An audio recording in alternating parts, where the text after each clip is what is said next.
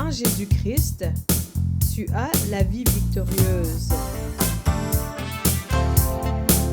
Bonjour Vie Victorieuse, il me fait plaisir de t'apporter la parole d'aujourd'hui en ce qui a trait du fait que la prière fonctionne.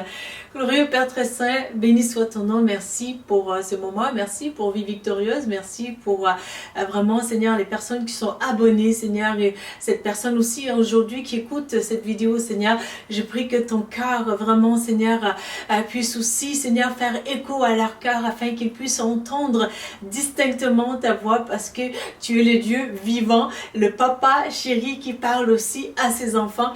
Alors Seigneur, merci, glorieux Saint-Esprit, je compte sur toi au nom de Jésus. Amen. Amen. Donc, la prière fonctionne. La chose qui fonctionne le mieux, je crois, sur cette terre et avec expérience vraiment, c'est la prière. Vraiment, lorsque tu es passé par des situations difficiles justement dans la vie, je t'encourage vraiment à prier plus. Et le fait de prier plus, ça va vraiment t'aider à discerner plus aussi qu'est-ce qui se passe dans ma vie, pourquoi est-ce qu'il y a eu ces situations-là dans ma vie et qu'est-ce qui est derrière ça justement. Et lorsque tu comprends mieux qu'est-ce qui s'est passé, c'est sûr que on dit qu'un problème connu est à moitié résolu. Donc lorsque tu auras appris vraiment qu'est-ce qui te faisait du mal, tu vas pouvoir prier vraiment sous ces aspects-là pour pouvoir justement te protéger de ces situations-là également. Donc, c'est vraiment une stratégie de bataille qu'on a tout intérêt aussi à apprendre et à agir de la sorte aussi. Donc pour justement détruire les œuvres des ténèbres, nous nous souvenons toujours de par Jean chapitre 10 verset 10 qui nous dit que le voleur ne vient que pour voler, pour détruire et pour tuer. Donc si tu as peut-être aussi des personnes de ta famille ou de d'autres familles même qui essayent vraiment de détruire ta vie, ben tu n'es pas appelé non plus à être partisante de leur bord, mais tu es appelé justement à prier pour prendre garde de ces situations-là, pour justement te protéger, te faire du bien, mais aussi de laisser tomber les distractions qu'amènent souvent les discordes, les querelles, des choses qui ne sont pas bonnes justement pour ton âme. Donc c'est des choses qui sont toxiques ou des mots qui t'ont blessé, qui t'ont fait du mal. Donc par la prière justement, le Saint-Esprit va te donner vraiment une puissance extraordinaire pour justement aller au-delà de ces situations, pour justement y arriver. Et je t'encourage aussi que dans ces situations de douleur, d'incompréhension, ou quand tu sens vraiment que tout est condensé un peu plus pêle-mêle, comme on dit un peu, donc tu ne sais plus quoi qui agit exactement, donc un peu dessous de ça là. Alors prends le temps justement de prier en langue. Voyez-vous, la prière en langue, c'est une puissance extraordinaire. C'est la langue divine, la langue de Dieu que Dieu nous a donnée. La Bible nous dit que ceux qui auront cru dans les paroles de Matthieu, ils parleront dans une autre langue. Et l'apôtre Paul même qui dit lui-même dans la Bible, il dit que suivez mon exemple comme j'ai suivi aussi l'exemple de Christ. Et l'apôtre Paul, une des choses dont il se vante aussi, qu'il en était fier, c'est qu'il parlait en langue le plus que tout le monde. Donc, c'est que l'apôtre Paul, pour ceux d'entre vous qui ne le savent pas, plus de la moitié vraiment du Nouveau Testament, ou la moitié du moins minimum, la moitié du Nouveau Testament aurait été écrit par l'apôtre Paul justement. Donc je pense que nous avons tout intérêt aussi à suivre son exemple, et vraiment la prière en langue apporte justement aussi cet encouragement, mais il y a une puissance cachée où Dieu va venir révéler des choses cachées justement, où on comprend mieux les choses. Pas plus tard que les 2 dernières semaines, je vous garantis, les personnes à qui j'ai témoigné vraiment sont vivantes et peuvent aussi s'ajouter à cela pour témoigner si elles se sentent à l'aise. C'est sûr que c'est avec respect aussi de la vie secrète de chaque personne, mais environ 8 personnes, si ce n'est pas 9, à qui vraiment Dieu m'a permis de pouvoir approcher pour leur dire écoute, Dieu m'a montré que ton mari est dans la sorcellerie. Et puis tantôt, la personne me dit, ah oui, je sais, mais oui, je sais, toute la famille sont là-dedans, et puis ils baignent là-dedans, puis que Dieu fasse grâce, prie pour eux, ainsi de suite. Et vraiment, j'ai une autre personne en France, j'avais été en France, et puis j'étais hébergée justement avec chez cette personne-là, et je l'appelle, je lui dis, écoute, tu sais, la personne qu'on avait vue un peu en 2013 ou 2014-ish, et puis j'ai dit, tu connais cette personne-là? Elle dit, oui, oui, oui. J'ai dit, le Seigneur m'a montré que cette personne-là est active dans le monde occulte, justement, prends garde, prie. Et elle me dit, mais oui, en effet, après que tu sois partie, la personne s'était adonnée vraiment à cela et en voulait à ma vie, justement, et il y a eu des querelles et tout. Fait qu'elle me dit, c'est vraiment juste ces paroles que tu me dis, c'est des dieux, justement. Et d'autres personnes aussi, comme celle que j'avais mentionné aussi un peu, Aïchatou, dernièrement. Et puis également d'autres personnes à qui vraiment une autre que je me rappelle justement, je crois que la semaine passée je lui ai dit, et elle me dit ben oui en effet, parce que je commençais à voir des rêves tellement bizarres, des cauchemars bizarres, et également la personne commençait à critiquer ma foi, commençait à critiquer vraiment la prière ou vraiment les messages que j'écoute qui sont de Jésus, donc le nom de Jésus commençait à le déranger, et vraiment Dieu montre toutes choses, et donc 6 personnes environ sur 8 à qui j'ai parlé, les personnes ont dit c'est exactement ce que tu as vu, c'est exactement ce qui se passe, et les 2 autres personnes, Dieu m'a permis de ne pas leur en parler parce que tantôt c'est une personne qui n'est pas encore dans le Christ, donc ne comprennent pas justement tout le volet, donc je prie pour les personnes, ces 2 personnes-là en secret sans qu'elles ne le sachent, et l'autre personne c'est qu'il y a une relation tellement impliquée que la personne n'est pas encore prête pour faire face justement au combat spirituel où le Seigneur m'appelle justement à prier pour cette personne-là. La prière, elle fonctionne, elle est tellement puissante. Dieu est un Dieu d'ordre, mais aussi un Dieu qui se soucie réellement de ta vie. Il veut te sortir justement d'affaires, et par l'entremise aussi de la prière, c'est l'arme la plus puissante. Et tu vas voir tantôt que vraiment lorsque tu essaies de t'élever en prière, il va y avoir des attaques contre toi pour dire ah ben tu pries plus, ou tu pries tout simplement, ou tu pries en langue surtout. Donc ne t'inquiète pas, parce que nous sommes appelés à faire la prière, et Jésus nous dit dans 1 Thessaloniciens chapitre 5 verset 17 vraiment aussi de prier sans cesse.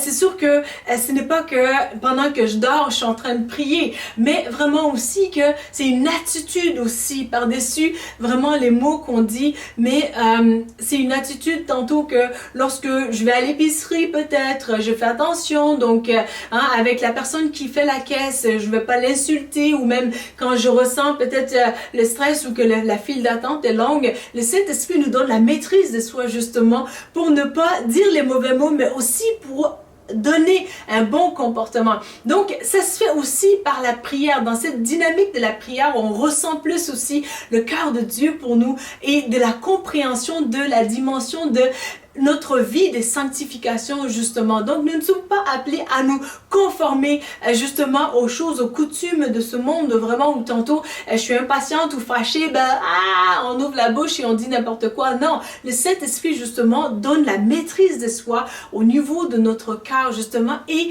il nous prépare à travers aussi la prière. Dieu exauce tes prières, et même les prières qu'il n'a pas exaucées sont en soi un exaucement, parce qu'il connaît tellement qu'est-ce qui est bien pour toi et qu'est-ce qui n'est pas bien pour toi. Donc quand il te dit non pour telle chose, c'est parce qu'il a en réserve encore quelque chose de meilleur pour toi. Et toi qui passes vraiment par des temps de difficulté en ce moment, je t'encourage à demander des cadeaux au Père. Vraiment, c'est une des choses qui nous fait du bien aussi par les passages de la souffrance. Donc on ne peut pas vraiment y échapper à cette souffrance-là tout le temps, parce que aussi, comme je l'avais dit un peu dans une vidéo précédente, c'est que tu ne peux pas arrêter la vague, mais tu peux apprendre à surfer. Donc, alors que tu commences à prier, tu vas pouvoir comprendre comment est-ce que je vais m'en sortir de là, comment est-ce que je vais y arriver et comment est-ce que je vais me relever. Et Dieu va te donner des idées, des stratégies divines, quoi faire, quoi ne pas faire. Et ça va vraiment t'aider, ça va vraiment te sortir d'affaires. Alors, dernièrement, j'avais demandé un cadeau au père. Ben, en fait, c'était peut-être plus l'année passée, pas très dernièrement. Et un jour, au fait, avant d'aller au travail, j'ai dit, papa, je veux un cadeau. Et puis, la même journée, vers 2 heures du matin, j'arrive et j'ai un beau sofa, vraiment une place là pour s'asseoir et allonger les pieds et tout. Mais il était quasi neuf et c'était écrit à donner dans mon building. Et puis là, j'étais comme, Seigneur, merci pour les cadeaux. Et un autre matin, j'étais juste en train de prier avant d'aller travailler. Donc, il était vers 5 heures du matin. Je dis, papa, je veux un cadeau. Et ma voisine d'à côté, en fait, elle est venue accrocher un chandail à ma porte vers 7 heures du matin, le même matin. Alors, c'est pour t'illustrer vraiment, et c'est la première fois que ça m'était arrivé depuis 2016 que j'habite dans cette place. Et cette place même aussi, c'est le résultat d'une prière. Alors qu'on était en équipe ensemble avec l'évangélisation, des personnes aussi de cette équipe peuvent le témoigner. Un vendredi soir, on a prié pour que je puisse avoir une place où habiter. Et vraiment, le lendemain, j'ai vu cette place-là affichée sur Kijiji où j'ai aussi cliqué pour garder le contact pour aller chercher, pour venir au fait à cette place-là. Et lors de cette prière-là, c'était un moment monumental parce que après la prière, j'ai dit, Seigneur, je saisis au nom de Jésus dès demain. Je verrai mon appartement, je vais trouver mon appartement. Les personnes témoins qui étaient là peuvent le témoigner vraiment. Et le lendemain même, comme je l'avais dit, le Seigneur a accordé justement cette place-là. Donc la prière, elle est très puissante. Tantôt, lorsque tu passes par des temps de difficultés, et Dieu en est conscient de cela, c'est que on peut ne pas ressentir vraiment la présence de Dieu. Mais je t'encourage à ce que toi-même, tu puisses t'encourager dans ta prière avant de commencer la prière ou même pendant la prière. Lorsque tu ressens de ces sentiments-là, ah, Dieu ne m'écoute pas, est-ce qu'il en fait des cas de moi? Est-ce que cette souffrance, ça va se terminer? Tout simplement, dis à haute voix, ça va aider aussi ton âme, ça va t'aider vraiment dans ton esprit pour te renforcer dans la prière. Dis simplement, Seigneur Jésus, merci de ce que tu entends et exauce mes prières. Et ça va vraiment t'encourager parce que les psaumes nous disent aussi qu'il exauce notre prière, qu'il entend nos prières. Et lorsque nous prions aussi, je crois bien dans le Nouveau Testament, si je me souviens bien, donc si nous prions, Dieu, il entend, et s'il entend, il exauce aussi nos prières. Donc, je t'encourage vraiment à élever la voix et de couvrir tes bien-aimés aussi en prière. Et Dieu te montre des choses, non pas pour que tu pointes du doigt à des gens, ah ben telle personne est dans l'occultisme, telle personne fait ci, telle personne fait ça, ou ne fait pas ça, ou ne fait pas ça.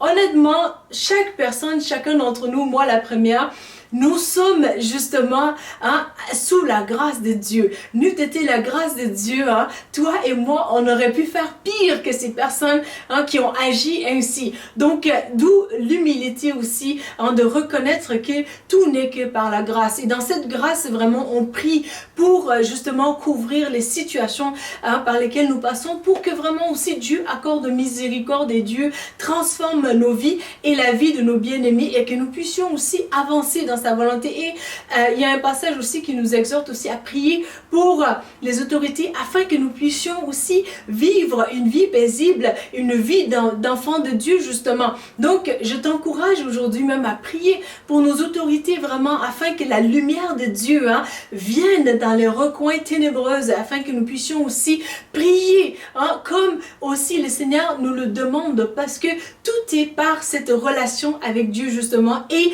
il s'agit d'un dialogue avec les créateurs et la base de toutes les relations comme je l'ai entendu et c'est magnifique, c'est la communication et la prière c'est la communication. Tantôt on dit à Dieu des choses et Dieu nous révèle aussi des choses en retour, donc c'est un échange avec lui. C'est clair que vraiment là où tu es en ce moment, peut-être que vraiment tu ressens dans ton cœur que ben voilà, comment est-ce que je vais pouvoir prier pour tel sujet. Je trouve que c'est vraiment monumental, en fait c'est un monument qui est devant moi parce que c'est des situations tellement difficiles, c'est une montagne qui se dresse devant moi, qui s'apparente comme un peu inébranlable, hein?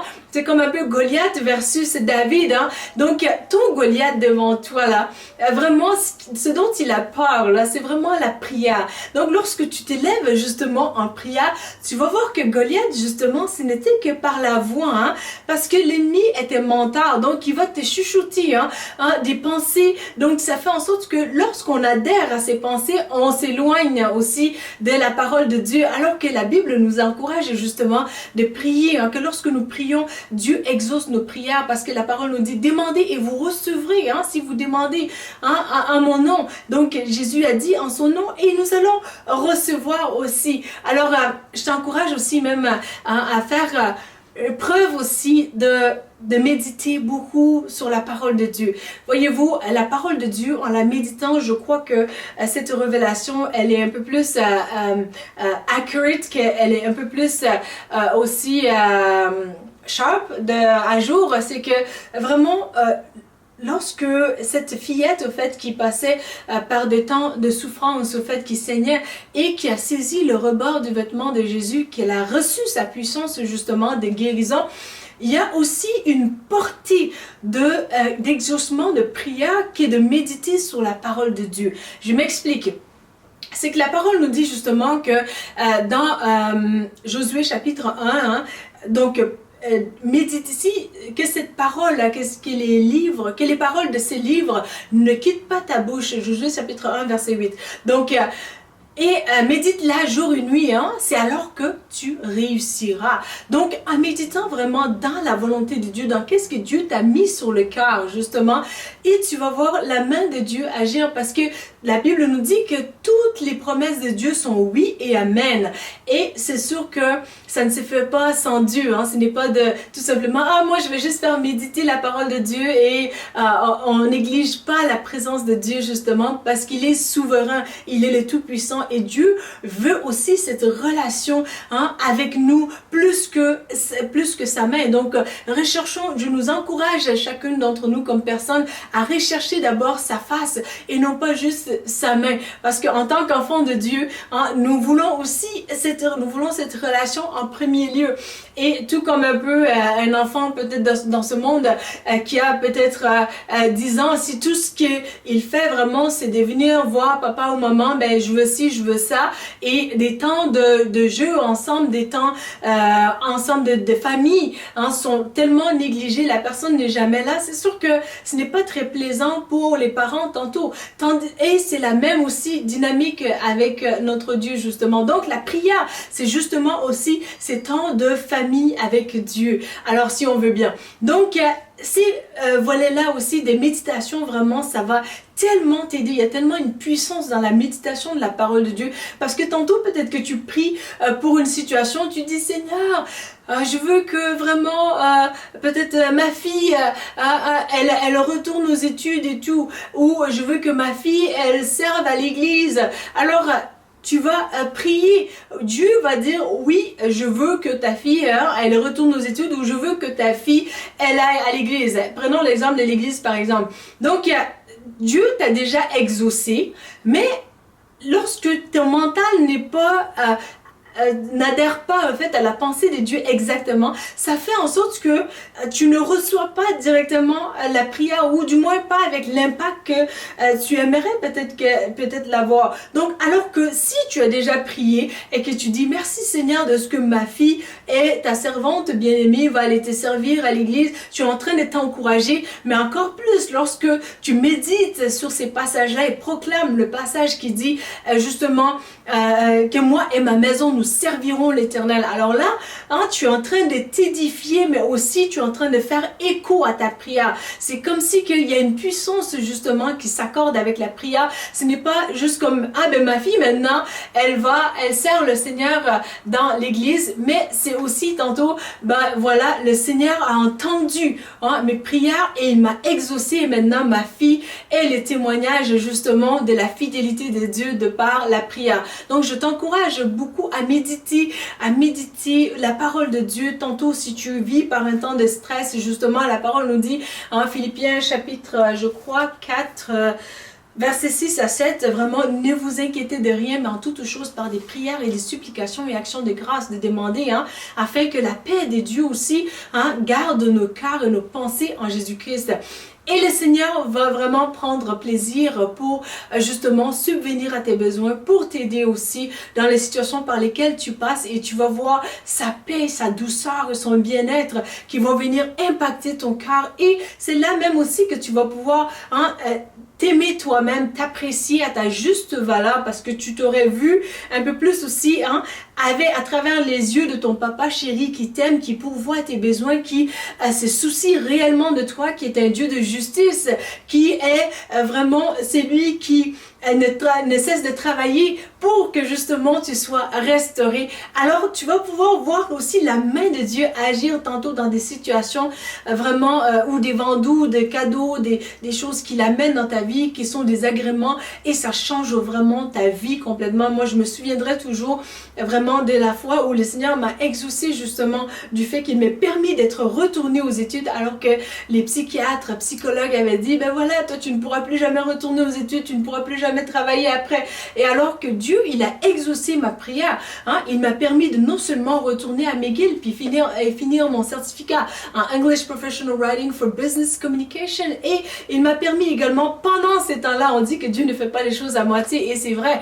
Donc pendant ces temps-là que je faisais mes études à temps partiel, ben je faisais aussi le travail à temps plein à la cour municipale à raison d'environ minimum 37 heures semaine. Donc il a littéralement renversé ces diagnostics-là de ma vie une fois pour toutes. Et je t'encourage aussi vraiment à regarder au Seigneur, parce que le Seigneur, il est tout puissant, et ne te laisse pas intimider par qui que ce soit ou quoi que ce soit comme situation dans ta vie vraiment de prière, parce que justement, l'ennemi veut discréditer la prière. Pas plus tard que cet après-midi, j'écoutais vraiment un témoignage d'un ex-sataniste et tout, qui était dans la franc-maçonnerie justement. C'était un haut gradé au fait dans la vie. C'était un avocat, mais aussi il était dans le magistrat aussi. Donc pendant des années et tout. Donc il était hiérarchiquement vraiment placé, il était architecte aussi de formation. Donc, il expliquait vraiment comment que, quand il a été touché par Dieu, justement, il allait chez le médecin, et chez son médecin, et il était, au fait, il s'est gardé beaucoup par rapport à sa vie spirituelle, justement. Il a dit, ben, j'avais peur qu'il ne me diagnostique psychose ou délire religieux. Et oui, en effet, malheureusement, il arrive que, vraiment, que les médecins peuvent se tromper, parce que même aussi, la loi humaine nous dit vraiment, les médecins, leur responsabilité, c'est de moyens. Donc, ce n'est pas des résultats moyens. Ça veut dire que vraiment, lorsqu'il aura tout fait, qu'il pouvait vraiment, que ce n'est pas avec négligence, alors le médecin est libéré aussi de son obligation. Tandis que l'obligation de résultat, c'est que vraiment, on s'est entendu pour X, ça doit être vraiment X. Si tu es censé maintenir quelqu'un en vie, ben, tu vas le maintenir en vie. Mais les médecins, ce n'est pas le cas. C'est vraiment l'obligation de moyens. J'ai tout fait ce que je pouvais, donc ça se peut que je me trompe, et ciao, bye.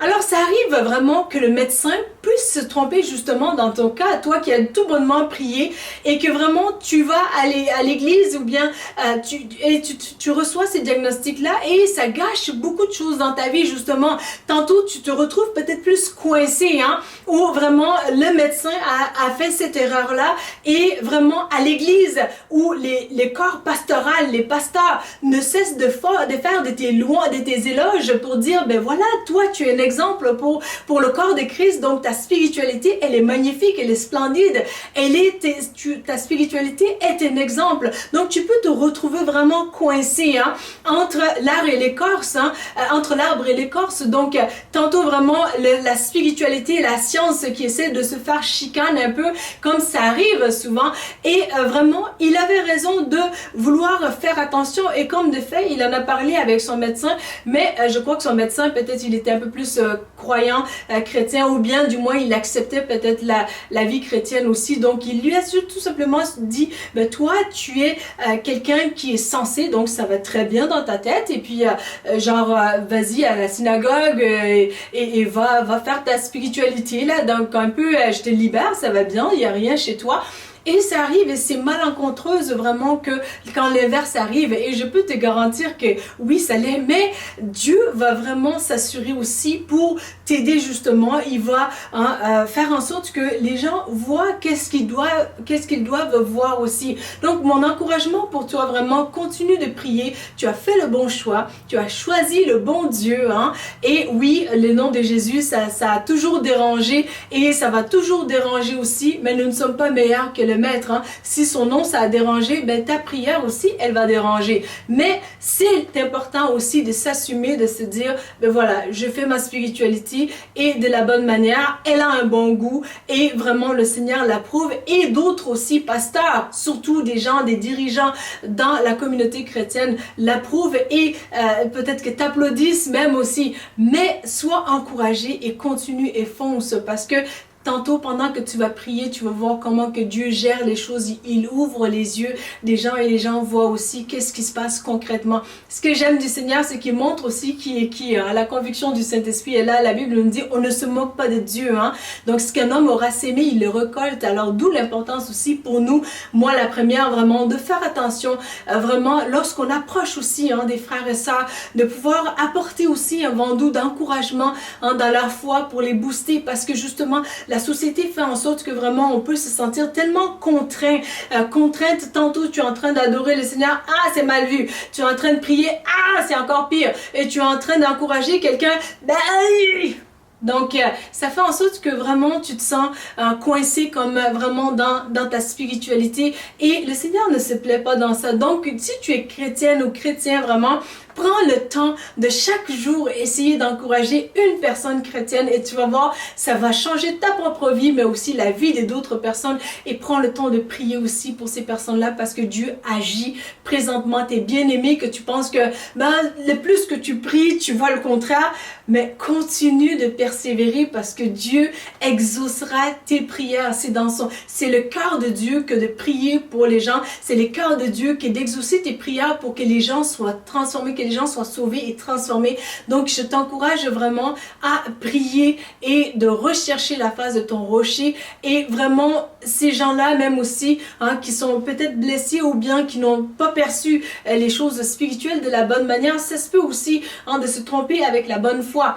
Donc, ça va faire en sorte que ces gens-là vont voir les résultats justement aussi de comment Dieu t'aura transformé et t'aura fait passer aussi à travers le feu, sans que tu sois brûlé vraiment, mais que, façon figurative de parler, mais que il a tellement ajouté des choses, des dimensions extraordinaires à ta personne, ta personnalité. Tu deviens comme un parfum de bonne odeur justement, et ça va aussi dégager ce parfum-là aussi devant ces personnes-là, pour qu'eux aussi en soient touchés justement. La Bible mentionne que si vous confessez Jésus-Christ comme Sauveur et Seigneur, que vous serez sauvés. Pour l'accepter, il vous suffit de dire ces mots avec moi. Seigneur Jésus, je te demande pardon pour mes péchés. Viens dans mon cœur. Je t'accepte comme mon Sauveur et mon Seigneur.